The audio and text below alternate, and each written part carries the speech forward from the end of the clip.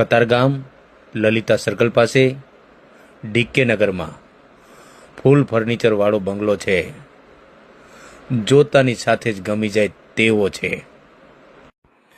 158 વાર જગ્યા છે.